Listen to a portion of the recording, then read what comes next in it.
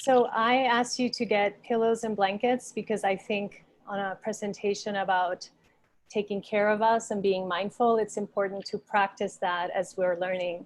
So make sure that you're comfortable. I have a pillow behind me. I have a blanket under me. I do not mind if you get up in the middle of the presentation to take care of your needs, to stretch. We'll be doing some of that during it, but really feel free to embody the teachings of this, which is take care of yourself. So again, feel free to do whatever it is that you need. The objectives are for you to know what is yoga, what is restorative yoga, what is mindfulness. I'll be sharing some different techniques for relaxation and stress reduction. And through the presentation, I'll be inviting you to try them. It's an invitation, not an obligation, right? So you're welcome to watch, you're welcome to try it. I decided not to have everyone do all the poses because I don't know everyone and it's a safety issue, but you're also welcome to try something if you're comfortable. And I'll be giving you instructions for you when you get the PowerPoint, you can do this at home. I also embedded some recordings in this session of me teaching you some breathing techniques so that you can listen and do on your own. And by the way, if you have any questions, ask them, and Jeanette will tell me in the chat. So I wanted us to have a baseline at the beginning of our presentation. I asked you to have a journal and a pen. This is for you. So it's important to know how we feel so that we can heal ourselves. After trauma and stress, there can be dissociation, compartmentalization. So it's important to know how we are doing at this moment. We cannot heal that which we cannot feel. So from 1 to 5, how stressed are you lately? You can write 5 if you're extremely stressed, 1 never stressed. Again, this is for you, and we'll compare it at the end of the session. And then you can also ask yourself, how rested are you lately? And 5 will be extremely rested, 1 never. And again, feel free to write this down on your journal so you get an idea of where you are. And how satisfied are you with your well-being? 5 extremely satisfied, 1 never. So go ahead and do that for yourself. And if you're just joining us, welcome. Feel free to mute yourself so we can hear each other, so we can hear the presentation. And if you have a question, write it on the chat. So I'm going to share a little bit about my story. And I invite you, as we're going through this, to consider your story, to consider if there was an event that happened to you. And again, you have a journal next to you. So make this presentation really personal. It's really about you. What shaped you? When you look back on your life, was that story the crucible that allowed you to emerge as who you are today? Was there a transformative experience that altered your sense of identity? In mythology, we learn about origin stories. Professions have origin stories. You have an origin story. So when you think back on it, does it shape you, feed you, inspire you? So for me, if I look back, there was a motor vehicle accident in 1988. I was 15 years old back home in Puerto Rico. I was a nerdy kid and an athlete. I was a great runner, the best runner in my school. And I decided to go to a party, which I rarely did. And I remember I was wearing a green dress and a bow in my hair. And I was in a car with 5 friends. And the next thing I knew is I was feeling like a premonition that something was going to happen. So I told everyone to put their seatbelts on.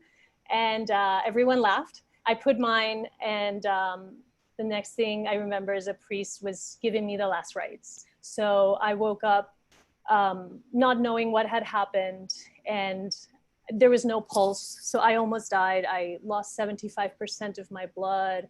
I lost a kidney. We have 2 kidneys. They're very important for our health and well-being. I lost one of them. The ribs on that side were fractured. I don't know how much you know about anatomy, but we have a sacrum, which is 5 fused vertebrae in the small of our back, right below our lumbar, fractured in several places, fractured pelvis, fractured arm, lacerated organs. It was very traumatic. And I was in a wheelchair for a while, and I couldn't move. And actually what I just shared with you, in some ways that was the easy part, because the body, especially if you're young, it heals really well, thank God. The harder part came later, some emotional stuff and other more personal stuff, but it was very difficult. And from that origin story, if you will, two things happened for me. I realized I had to spend the rest of my life healing myself, healing my body, healing my trauma. I developed PTSD from it, and helping heal others. That was the second thing. So that became very clear, and yoga played a big part in that. My first yoga teacher was my grandmother. This is back home in Puerto Rico. I was very lucky to have an avant-garde, wise grandmother. Back in the 70s in Puerto Rico, very rare. She would teach me yoga. She would read poetry to me.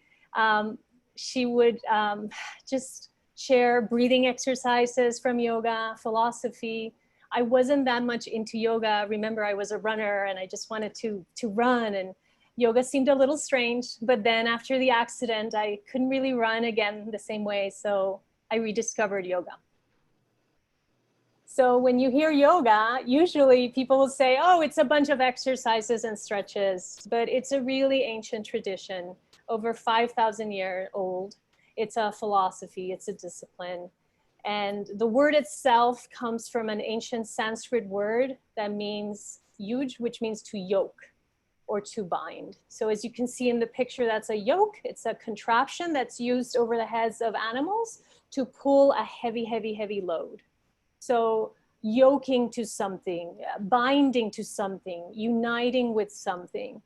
So yoga is actually a very vast philosophy, and just one part of it is the physical aspect. And throughout the years, and we're talking 5,000 years, the word has now come to mean union. So union with what, you might ask? Union with your breath, your body, your spirit. Because we have gotten separated from our breath. We're not aware of how we're breathing. We sit a lot, our body is in aches and pains. Our mind is very active. So yoga is a discipline that allows you to unite those aspects of yourself. And it's also union with something greater. What is that? For you, it might be God. For you, it might be nature. For you, it might be the universe. For you, it might be the divine. Okay. So if you think of a tree, at the very top of it, and this is about the big philosophy of yoga, is this idea of samadhi, of union with oneness, right? And then in that tree, there's many, many branches. And we're not going to get into this because this is not really about the philosophy of yoga. But one of the branches, as you can see here, says asana, which is physical postures. So that's just one aspect of it. But that's the one we'll be focusing on. So that little branch is called hatha. And hatha means forceful or powerful. And it breaks down into two words, hantha, which means sun, and moon. So every time you hear hatha yoga, they're talking about physical yoga. And in fact, in the West, that's the kind of yoga that we're more familiar with, which is the hatha yoga. And it's about bringing union to the sun and the moon in you, to the opposites, to the sun, to the moon, to the feminine, to the masculine, to effort and surrender. So that hopefully at the end of class, through the poses, through the breathing, you feel more one, you feel more connected to yourself. And then you might wanna sit and meditate and practice these contemplative disciplines. So from here in the presentation, whenever I say yoga, I'm referring to the physical kind. But as you know, it's a big tree, okay? But hatha yoga, physical yoga, there's many styles. You might have heard of these, you might have practiced them. So one of the styles, not to be confusing, is hatha. And when you go to a class that is hatha, and I teach hatha, it's just a general class. You'll get poses, you'll get breathing, nothing too intense, okay? Other styles of hatha yoga, Iyengar. I don't know if you try this, very important, very strict alignment-based style of yoga. I recommend it for people who are injured or new to yoga. It's a little too strict for me. I'm more creative and I don't like to be told exactly what to do at every pose. So it's a very disciplined style of yoga. Ashtanga yoga is very physical, very vigorous. It's not for me because as you know, I've been through a lot of injuries. So it moves very fast. But as you see, there's many styles, there's many ways up the mountain. There's Bikram yoga, which is the yoga with the heat on, and they do a series of set poses and they repeat them. And you do not veer from it, and you do the same poses. And although I'm not drawn to that, some people find it calming to know what is coming.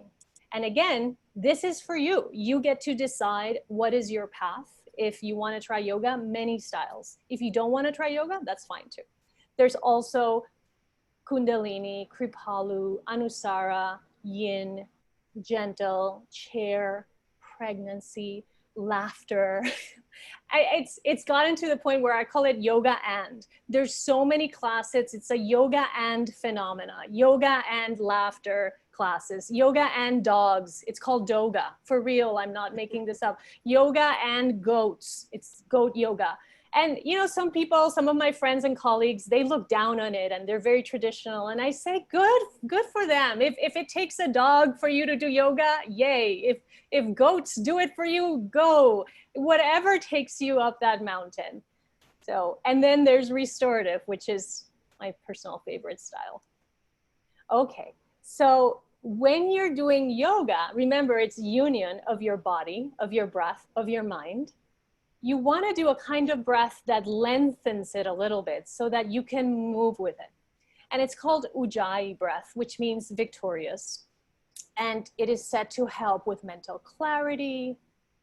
I know probably all of you know this, but I'm going to teach you how to do it. It's done through the nose, but I usually start teaching through the mouth. You'll see in a moment. It's energizing and grounding.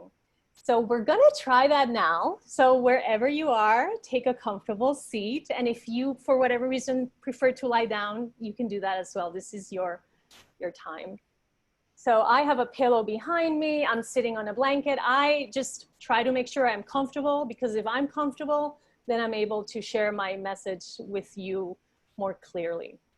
And then before we go into the ujjayi breath, I want you to just notice your breath for a moment. And one of the techniques that I'll share with you today is the one I'm doing now, which is noticing your breath. And when we bring our attention to a part of our bodies, it expands, right? So notice how when you notice your breath, when you become aware of your breath, it gets a little bit longer. And the breath has 4 parts. It has an inhale and an exhale, but it has a pause after the inhale and a pause after the exhale. And you don't have to make them bigger. You don't have to change anything. Just by you becoming aware of your breath and of those 4 parts, there's a shift that starts to occur. So now we're going to try ujjayi breath. And I added a recording to the slide. Let's see if it works. Hopefully you'll be hearing my voice. Take a comfortable seat.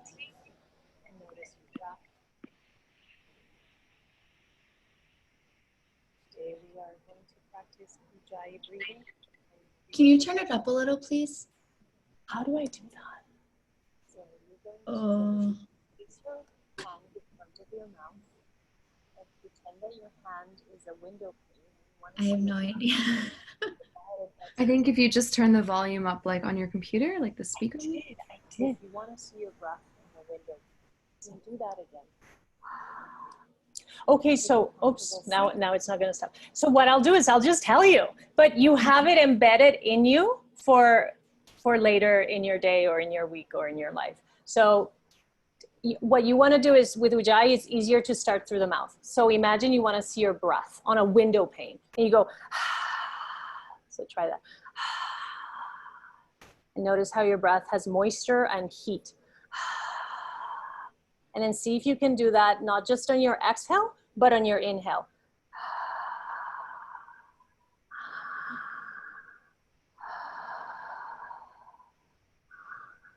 Now that's it. The only thing is that instead of out through the mouth, do it see if you can do it through your nose.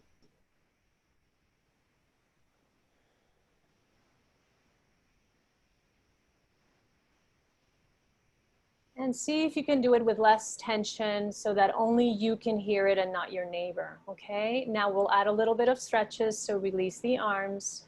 Keep doing your ujjayi breath. And on your next inhale, the arms float up. And as you exhale, they go down. And if I'm going too slow, go faster. If I'm going too fast, go slow. Inhale. You can close your eyes, exhale. 2 more, please. Inhale. Exhale. And then 1 more, and you'll have a pillow behind you. So inhale, you can do a little bit of arching and reaching back and opening. And exhale back down. Now, you'll hold the back of your wrist with one hand and do a little side bend, you guys. Just a little side bend and breathe. It doesn't matter which side. Your eyes can stay open or closed. They're benefit for either. Back to center, release the hands, exhale. Inhale back up. Hold the other wrist, take a little side stretch to the other side and enjoy. You might close your eyes, you might yawn. Yawning is very common when we're starting a physical practice or even meditation. Back to center, release. 1 more, you'll lengthen your spine and take a twist, whichever side you like. Go ahead and rotate your head, your neck, your torso. And as you rotate, breathe and hold the pose. Keep doing that ujjayi breath. And then back to center, exhale. And 1 more, inhale, lengthen your spine. And then twist the other way and let your eyes look around your room, your space, staying in the present. And then back to center. Beautiful. So you just did a little bit of hatha yoga with ujjayi. Notice how you feel. Oh, so benefits of yoga. If you're ever bored in your life, Google benefits of yoga and you'll spend hours reading about study after study. It's quite incredible. It lowers your blood glucose with help with diabetes, lowers cortisol level. Cortisol is the stress hormone in the body. It lowers oxidative stress. Oxidative stress has to do with an imbalance between free radicals and antioxidants. So that can lead to damage in our tissues if you have too much oxidative stress, damage in the DNA, damage in our protein. So it also relates to aging. Yoga also improves fatigue, pain, anxiety, depression. It helps with insomnia. There's improved strength, flexibility, ability to get up and down from the floor, which is great, as has been shown in studies with older adults. So there's many, many benefits. Restorative yoga, that's the kind I teach every week and I love. It's a yoga that has been described as a yoga of being and not doing. This is a pretty radical statement because we are always doing. We're always with our to-do list. We work very hard. When someone meets you, the first thing they say is, what do you do? What do you do? So doing is a part of our identity, which is why it's so devastating when we lose our job or when we experience a loss, because we think of it as, who are we then? So this yoga is about being. It's not about achieving. It's not about pushing. It's not about striving. You just lay down and rest. So restorative yoga, here is a picture of one pose. As you saw in the stretches we did, we actually moved the spine in every direction. We did a back bend, we did a forward bend. We did a rotation and on the other side.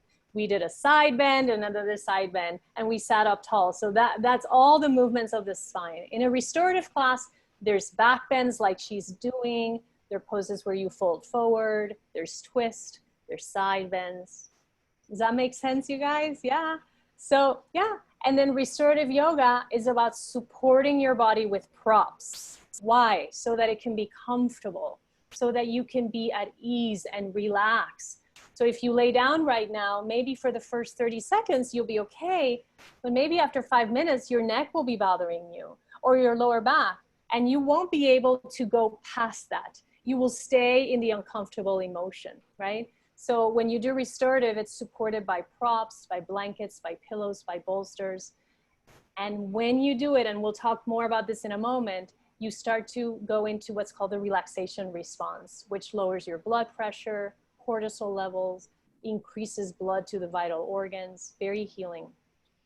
So in occupational therapy, those of you who were here last week for our presentation on lifestyle balance, there's 4 main areas of our lives: productivity, which is work; self-care, all the ways you take care of yourself every day; play, leisure; and then rest. And rest is very complicated. It's valued by some cultures more than others. I'm Puerto Rican, which means I'm part of the United States and an American citizen. But before the United States came in 1898, we were part of Spain for 400 years. So the Spanish culture is very strong influence in Puerto Rico. And the Spanish culture has a siesta culture. I don't know if you're familiar with that, but there's napping at 4 o'clock. If you've ever been in Spain at 4 o'clock, the stores are closed. People are resting. So some cultures value rest more than others. I don't think ours does that much. I think it values more productivity. I think a lot of people think of rest as being idle and lazy. So the way that the American Occupational Therapy Association defines rest is engaging in quiet and effortless activities that restore your energy and your calm. So you might go ahead and think, what activities do I do that are quiet and effortless and restore my calm? I used to think watching television was restful for me. It's not, it's fun, but it's not restful. So what activities do you do that when you do them afterwards, you feel more calm? And that is because the body has something called homeostasis, which is a process and a state of balance. And the hypothalamus, a part of our brain, is responsible for maintaining that in the body. And your body's always trying to be in balance.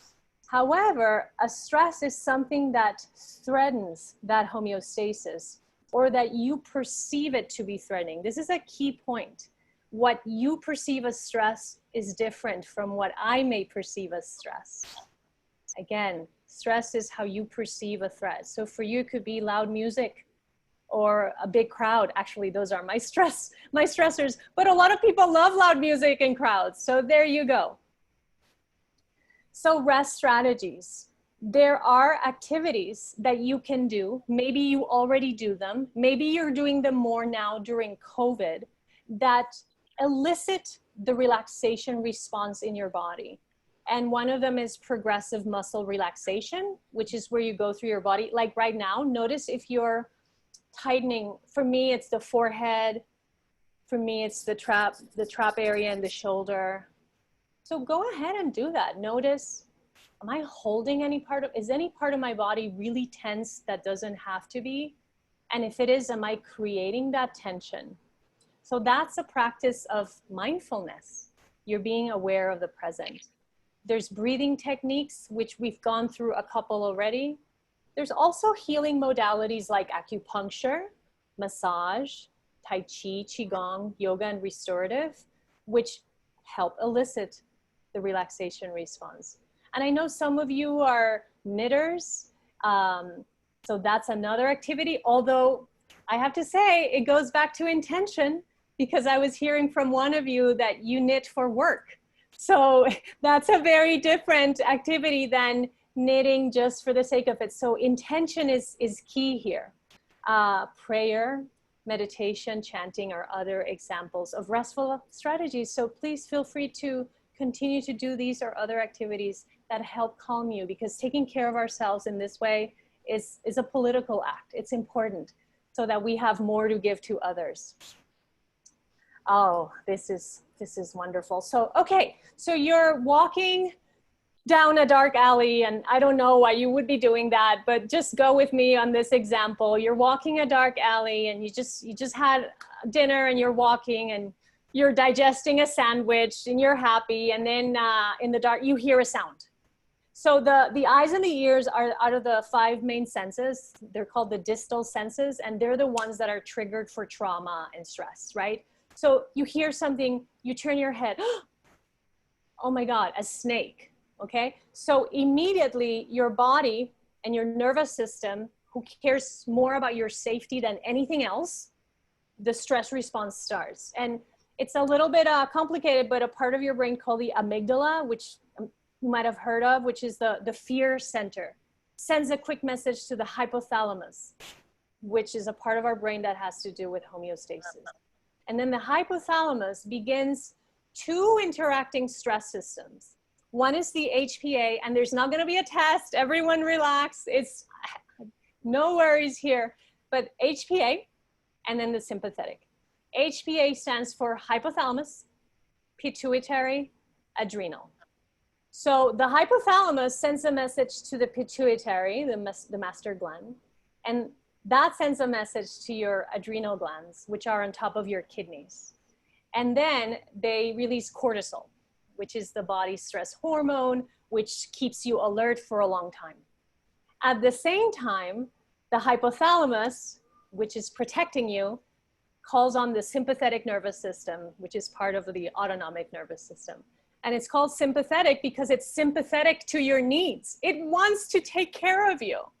So it so wants to protect you that it starts to, sends a message to the adrenals again.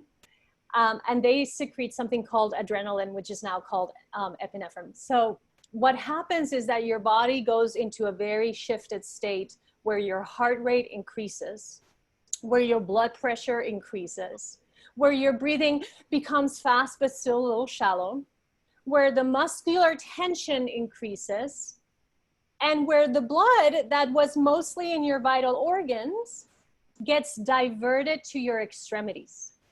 Why? So that you can fight or fly, so that you can fight or run away.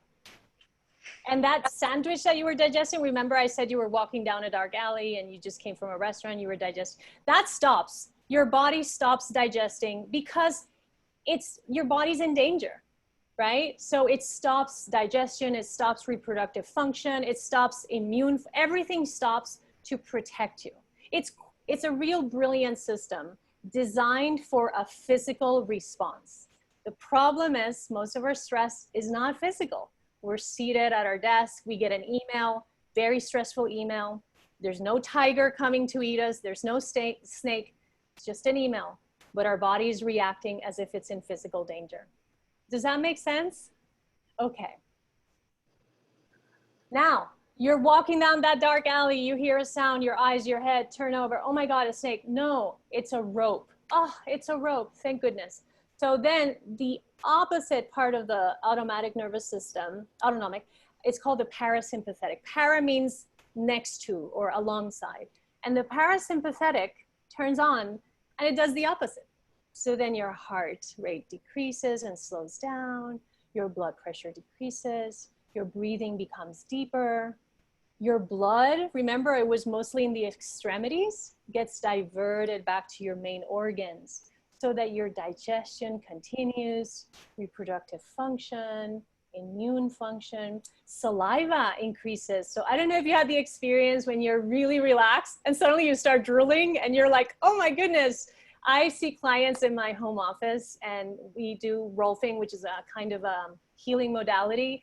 And often people yawn, their eyes get watery, their stomach makes noises, peristalsis, their leg shakes or their arm shakes. And I just congratulate them. I say, good for you. And they're like, oh my God, I'm so sorry I'm yawning. I'm so sorry I'm drooling. I'm so sorry I'm shaking. I'm so sorry my stomach is making noises. And I say, no, no, no. These are actual verifiable signs that your nervous system is shifting. It's shifting from high alert to more calm. Isn't that something? And you can actually do this with all these strategies I've been sharing and those that you do already. And you can also do it by taking a deep breath. Taking a deep breath hacks the nervous system. Ah, this is great. So about 20 years ago, a doctor named Shelley Taylor was in a conference somewhere, and she, like me, loves to study about stress and trauma, but unlike me, she asks really good questions. So she was sitting there 20 years ago, and she was listening to this talk about stress, and there's something about it, something about the fight or flight she didn't identify with it as a woman. So she started to do research on this, and she found out that what we know about stress is about 100-year-old studies. Hans Selye started and created the fight or flight about 100 years ago, Walter Cannon. So it's been about 100 years of us understanding stress via the fight or flight model. So what this doctor found out was that almost all, over 80-something% of the studies with stress had been done with men. They had been done with men and with male animals. Oh my goodness. Because women, too complicated with their hormones and no.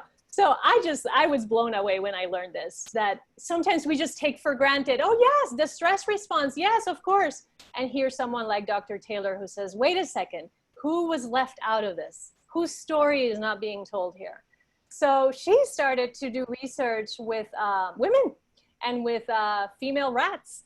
And she realized, this is very interesting, that there is another aspect of our stress response. And she terms it tend and befriend.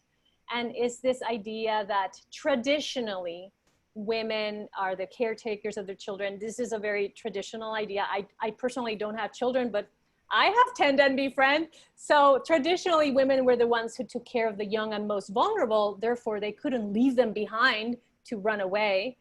So she suggests a different lens to look at the stress response, that many of us tend to want to tend and befriend when we're under stress. So this is related to the release of a hormone called oxytocin.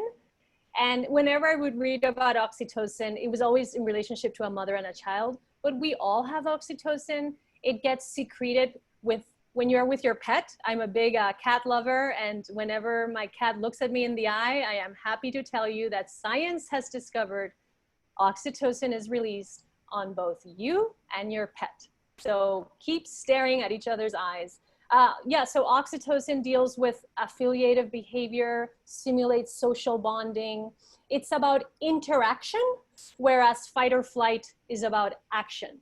So you get to see, how do I deal with stress? Do I want to talk to people? Do I want to work things out? Do I want to run away? Do I want to fight with someone? And please, no judgment, right? This presentation is about you and your response and how you learn to be safe.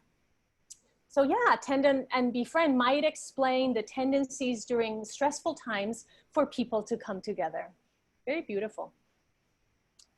And whether you are more of an active person dealing with stress or interactive, we all experience something called shallow breathing. I have this, which is just not being able to breathe as deeply as we can.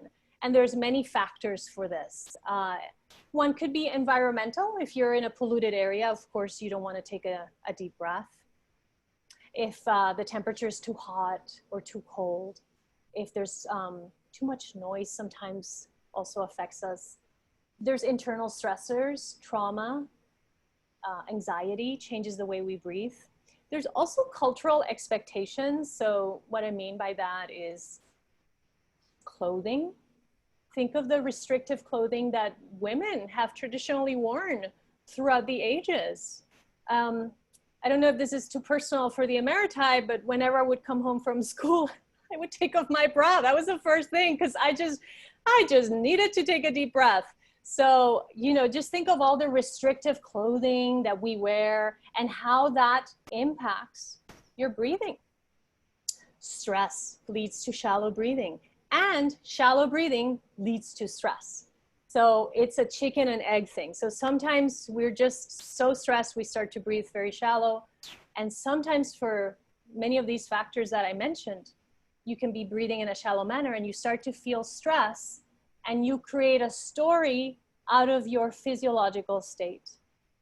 Lastly, there's something called screen apnea. So about 10 years ago, a writer named Linda Stone noticed that whenever she was online, she would hold her breath. Whenever an email would arrive, she would go, whenever the sound of a text, ding, that sound came, she would hold her breath. And she, very smart woman, started to ask questions like, why is this? Is it just me? Is it more people? And she started to study her friends, to interview breathing professionals. and coined this term, which now has been proven, which is that whenever we are texting, emailing, Zooming, we're doing that right now, we experience screen apnea, which is we tend to hold our breath, we tend to breathe in a shallow manner, and this has, as you can imagine, very negative effects on the body, including a disruption of the blood chemistry with a molecule called nitric oxide, which helps to dilate your blood vessels and improve circulation. So shallow breathing affects your blood, yeah. So throughout this presentation, we've done the awareness of the breath, the 4 parts: inhale, pause, exhale, pause. We've done ujjayi breath. I call this one, I'm just going to briefly mention alveoli. I just made up that term, but that technique. I don't think a lot of people know about their bodies, about how incredible things are in there. So the lungs, I used to think of them as 2 sacs, and then I started to do actual dissections, and it's very different. So the lungs are like trees. And inside the lungs, there's 400 million alveoli, which are tiny bubbles, tiny grapes inside each lung, over 400 million. So I think that shifts the way you breathe. If you think your 2 lungs are just 2 bags that inflate and deflate, it's a different experience from 400 million bubbles inhaling and then exhaling. Does that make sense? Okay. And then another technique is diaphragmatic breathing. So you know this, the diaphragm is the main muscle of respiration. It looks like a parachute, like an umbrella, like a mushroom, like a jellyfish. And it moves down as you inhale and up as you exhale. And it separates your heart and lungs from your abdomen. So as it moves down on the inhale, you'll feel your belly distending a little bit. So I'm not going to do the recording now, but you have it in the PowerPoints when you get the PowerPoint for you to do later. Basically, I talked about this. So I talk about this. So you can bring your hands to your belly. I'm actually going to grab a pillow. I'm going to hug it because that feels nice to me at this moment. And you're just sensing your belly. And please don't force. Please don't use your abdominal muscles for this. Remember, the diaphragm is the primary muscle. So just notice how when you inhale, your belly expands like a balloon naturally. And when you exhale, it deflates. You don't have to force this, just be aware of it. When you inhale, the belly like a balloon expands. When you exhale, it deflates. And try to keep your chest relaxed and soft. And one more time, inhale. And exhale. Oh dear. Sorry about that. So yes, the recording is for you later. So diaphragmatic breathing, you can do this tonight when you're getting ready for bed. It just lets the body know that it's safe. And it's slower than normal breathing. It happens slower in the body.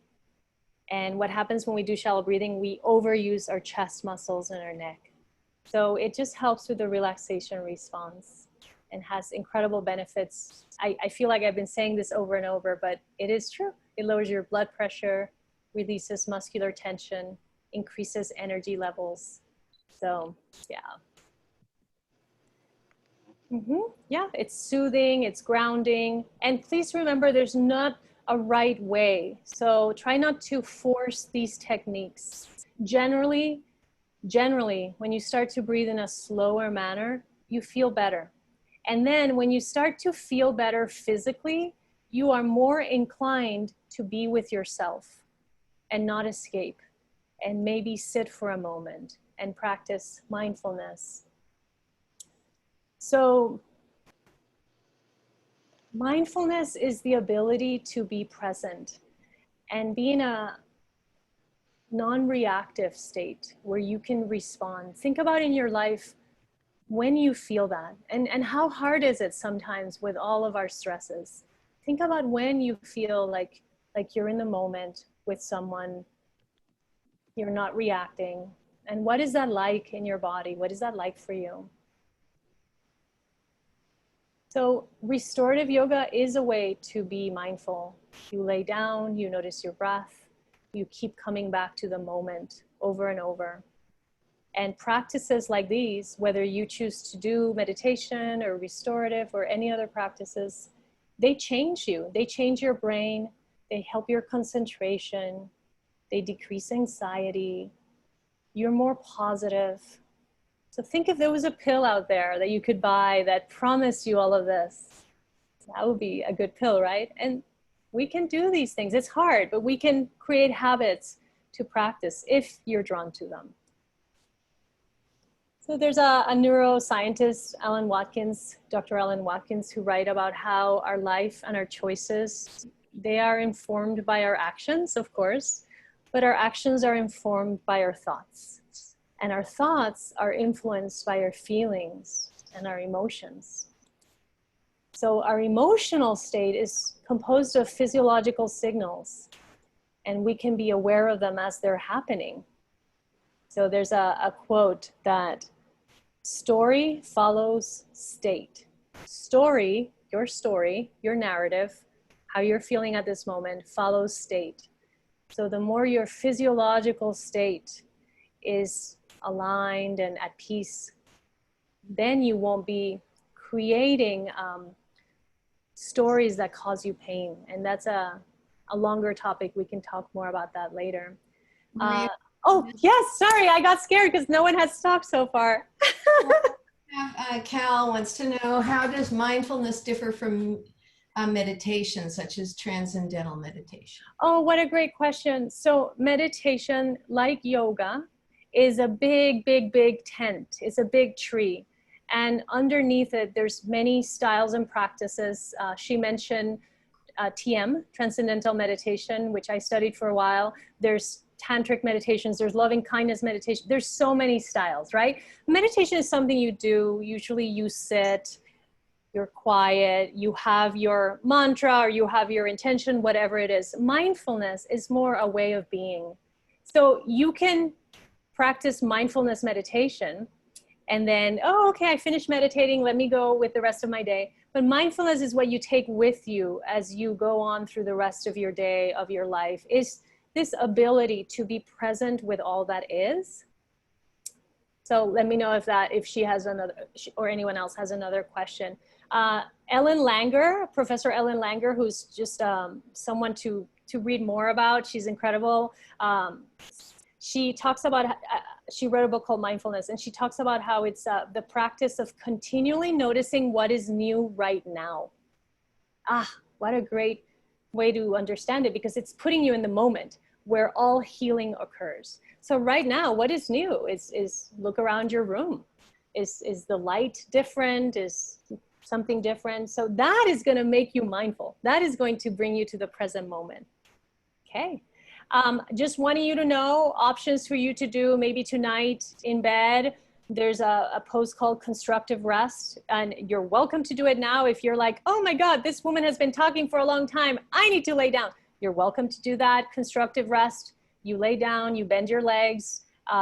That's it. I personally like a little bit more support in my body. So you can have a pillow under your head, a pillow under your thighs. But it looks really simple. I know you're probably looking at this like, is she serious? Try it.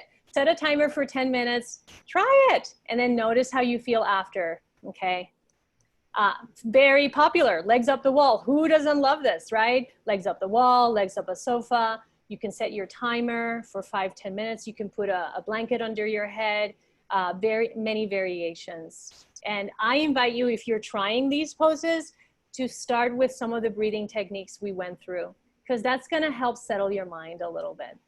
This is another breathing technique. And again, I embedded a recording on the slides. So when you get the PowerPoints, you're welcome to listen. I talk you through it. Okay, so I had this idea that I was going to read you a story, but I'm not going to do it because of time. But I recorded myself reading this story. It's a Zen Buddhist story. It's one of my most favorite stories. Whenever I read it to someone, they don't like it. So maybe it's better I didn't read it. It's very surreal. I think it deals with trauma in a very imaginative way. And I wrote my email at the end of this presentation. So if you do read this story, tell me what you think. I think it's about trauma and how when we go through something very difficult in our lives, we have to dissociate sometimes and leave parts of us behind in order to survive. And then how through yoga, meditation, mindfulness, we get to come back as one. So that's for you. And yeah, we're heading towards the end of the presentation. These are actually x-rays from my car accident that I draw on. I don't know if you can see this, but I wear a bracelet. It's you see it's metal. This was inside my right femur. So I think it's important to create beauty out of our pain. Healing is possible. I wanted to read to you this quote from Dr. Stephen Porges, who's an incredible, brilliant man who's also expanding the field of trauma with his polyvagal theory.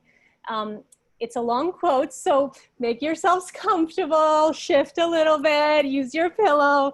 Okay, safety is the critical feature here. If our nervous system detects safety, then it's no longer defensive.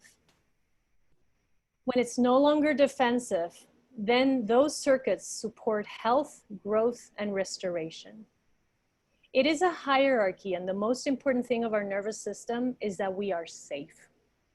When we are safe, magical things occur, and they occur on multiple levels, not merely in terms of social relations, but also in the accessibility of certain areas of the brain related to feeling pleasure, being expansive, creative, and positive. I'm going to say it in my own words. The most important thing for your body is to feel safe. When you feel safe, magic occurs through more creativity in your life, through a sense of expansiveness, through more pleasure, through being more positive. And think if this is true for you. There's hope. You are more than your trauma. PTSD, which I know many of us have, is a way that our body dealt with an overwhelming life event. And it's a strategy, and it helped us at some moment. Your journey might not be linear and conventional, but healing is possible. I have a picture of me at the hospital. Doctors didn't know if I was gonna make it. And then as I was leaving the hospitals, they said, don't do too much in your life. I was 15. They were like, don't do too much. And you know, this is a picture last year when I walked 120 miles at the Santiago de Compostela pilgrimage. So, you know, we just don't know. We just don't know. And regarding yoga, everyone can do yoga, but yoga is not for everyone. Everyone can do yoga. If you can breathe, you can do yoga. You can do yoga in bed. You can do yoga in a wheelchair. You can do yoga when you're pregnant. But it's not for everyone. So if it's not for you, don't worry. Just keep exploring and finding something that helps you feel safe and that speaks to you. And yeah, so this is me.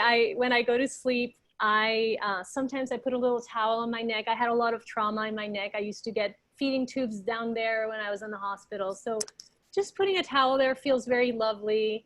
And maybe tonight you'll prop yourself up a little bit more. Maybe you'll practice a calming breathing technique. And remember that yoga and meditation and mindfulness, they're a path to re-engage deeper in your life, not to escape, not to bypass, but to be with all that you are.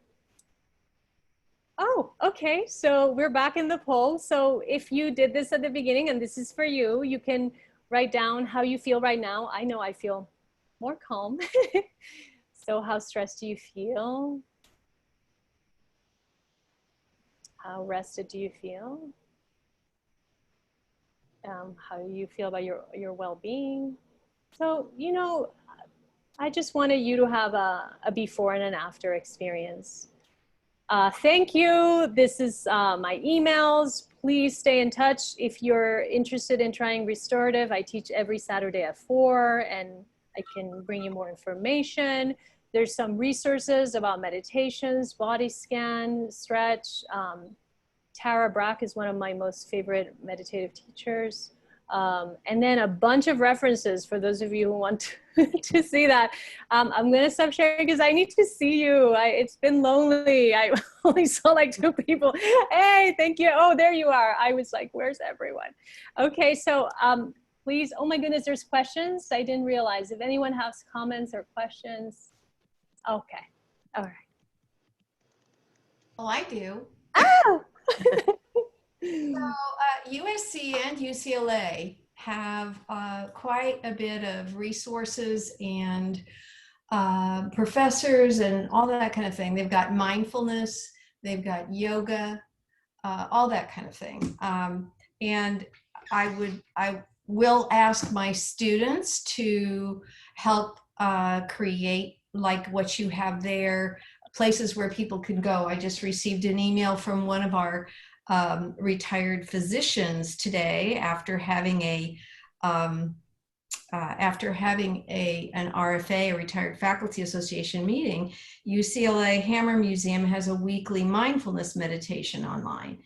All of this sort of comes together, but I had an experience with the School of Gerontology research program, and some of those people on the call might have done the same thing, where we did breathing and we listened to music and we just tried to be quiet.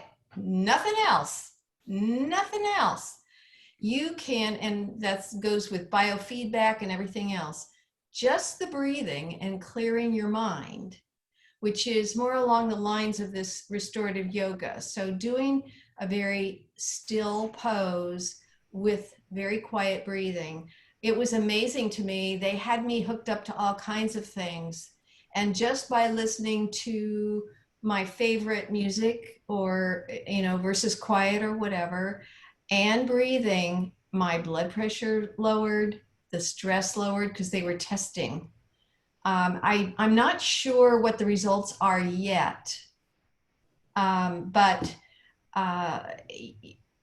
I encourage everyone to at least take the time to do some of the breathing and some of the resting. We think that maybe that's not doing anything for us, but I think the highlight of what, if we feel safe, we certainly can do better for others and ourselves. Amen. Yeah. Yeah.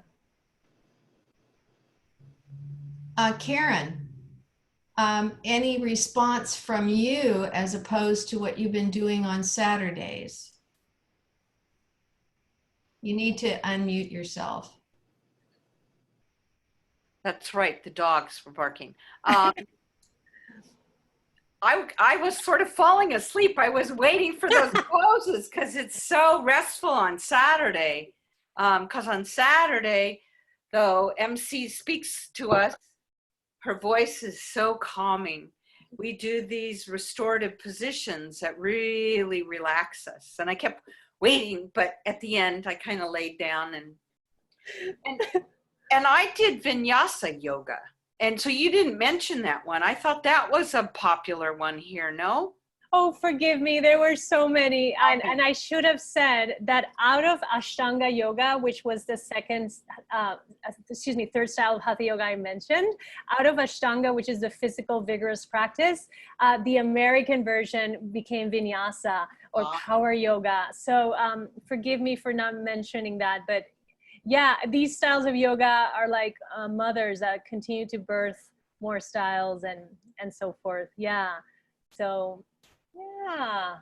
Well, that was too hard on my body, so I had to stop doing that. It did my knees in.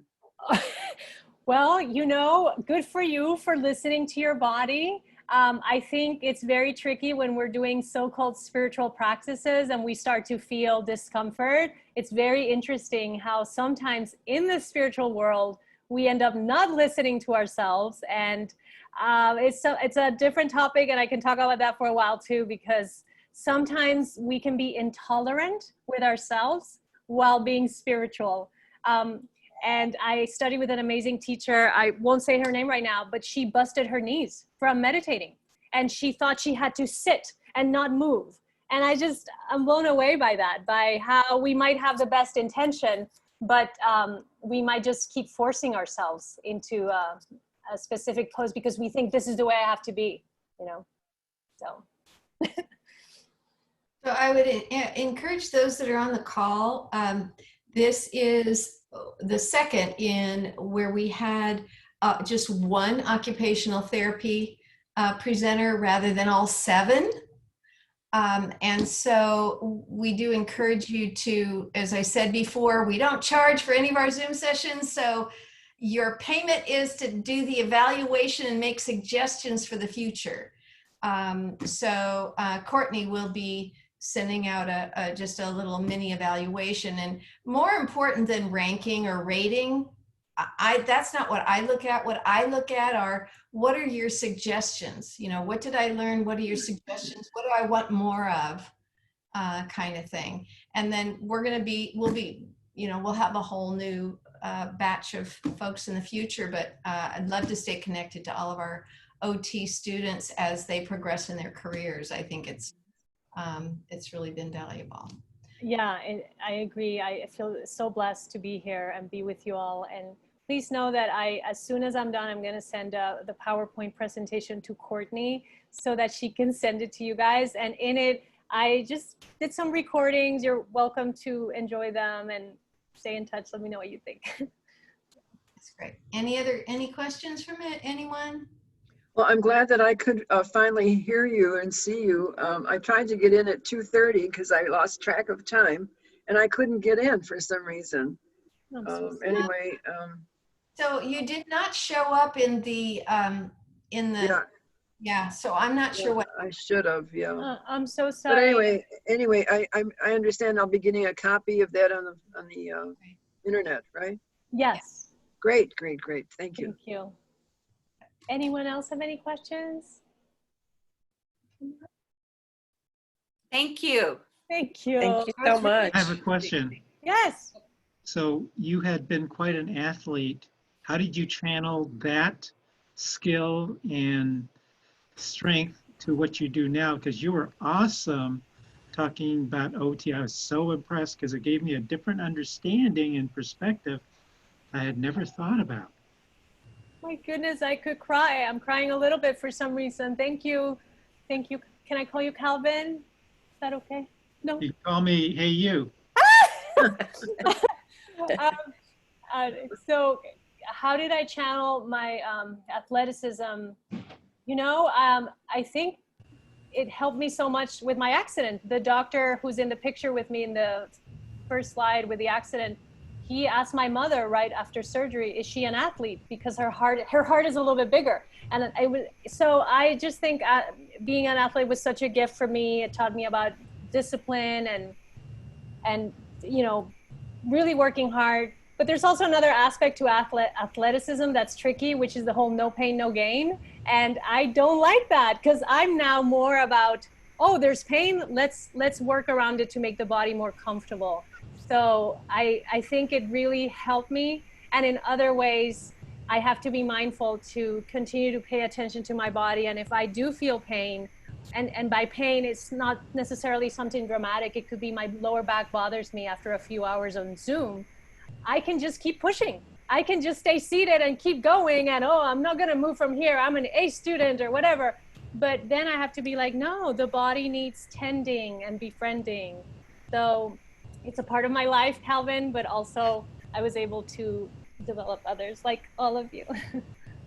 And for all of us, if it hurts, stop. Please. Do something else. Okay. Well, thank you very much. Thank you. Your presentation, and we'll see any of you again soon. Thank you for this Thank you, opportunity. Maria Thank Cristina. That's a It was great. Thank Thank you. you. You're very clear, very appealing presentation. Thank you. Thank you, Jerome. Fantastic. Oh, thank you.